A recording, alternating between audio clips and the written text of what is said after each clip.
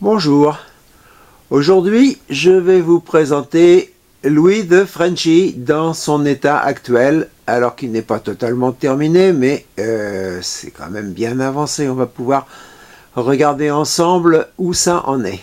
Donc le voilà, Louis the Frenchy, il faut vous dire, c'est un modèle de Pamela Deer, un bateau des Grands Lacs américains, mais qui, étant donné son nom, issu d'un Français célèbre ayant vécu dans les années 1930 au sud de l'île de Vancouver, eh bien ce bateau donc va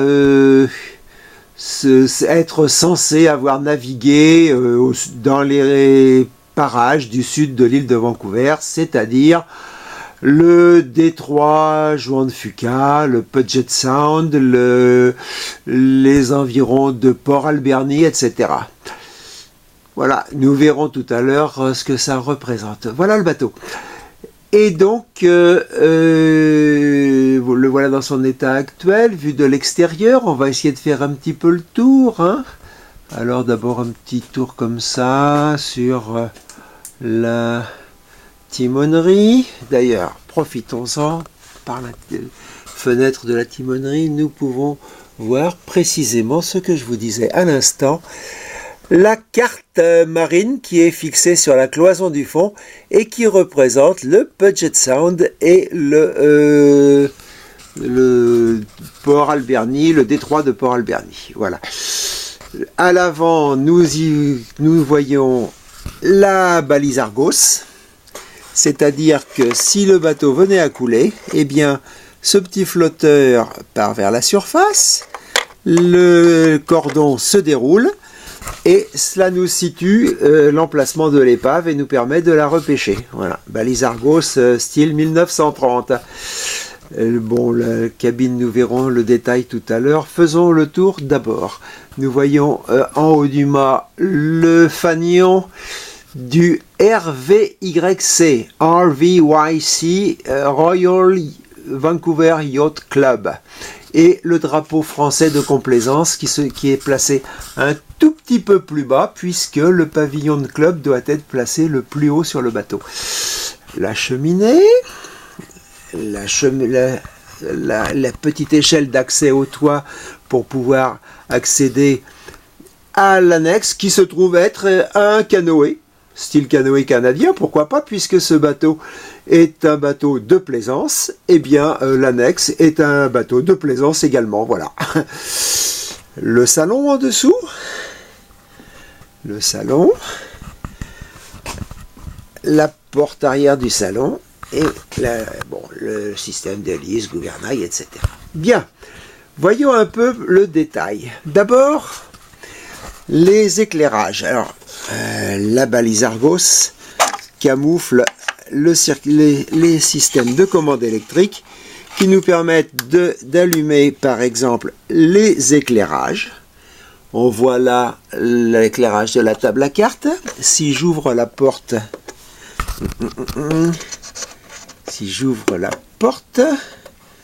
nous découvrons le petit voyant de l'armoire électrique.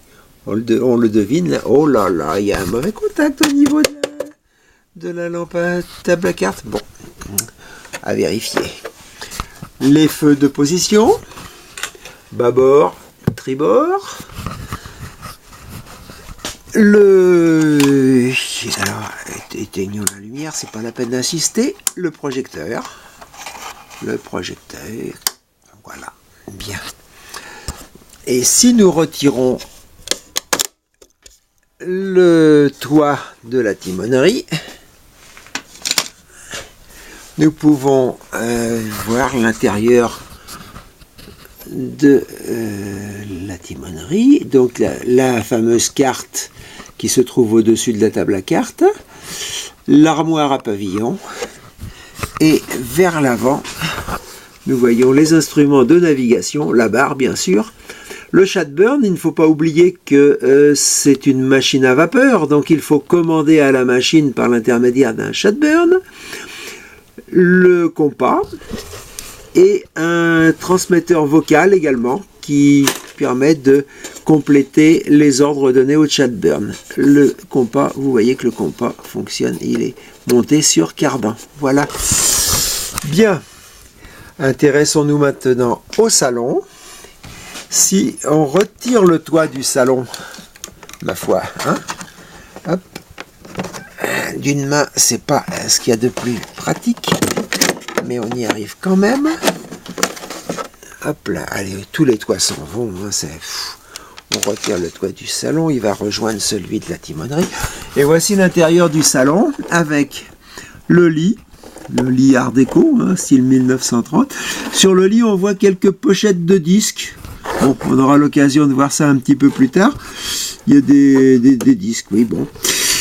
Voilà, le poêle avec la cafetière qui chauffe, le tuyau de poêle. Une petite banquette qui fait face, tournons-nous de l'autre côté, qui fait face au coin pique-nique, c'est-à-dire 2 petits sièges avec une table, et derrière le phono à pavillon, d'où l'existence des pochettes. Voilà le phono. Et pour ce qui est de l'animation maintenant, eh bien, revoyons l'éclairage. Voilà l'éclairage qui fait fonctionner donc les lampes, les différentes lampes qui doivent être dans le salon. Ici, là, voilà. Et nous allons mettre un petit peu de sono. Voilà. Voilà le phono. Voilà le phono à pavillon tout petit tourne.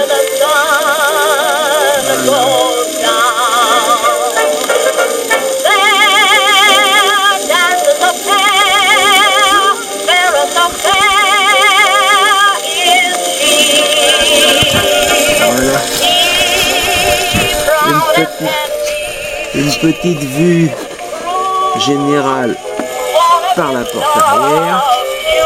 Voilà. Voilà.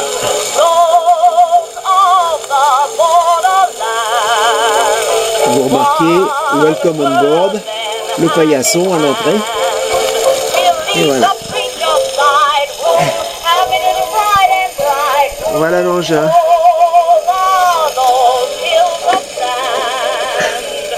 Voilà. Bien. Et bien voilà, ceci dit, il reste encore pas mal de choses à faire. Je coupe la sono parce que on s'entend plus, hein.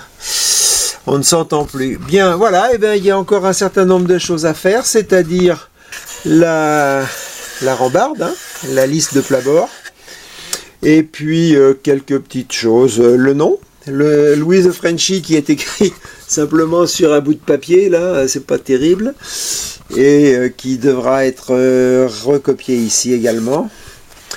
Et puis ma foi, quand ceci sera fait, eh bien on aura à peu près terminé. Bien sûr, le pavillon de nationalité qui doit être planté ici sur un mât à l'arrière.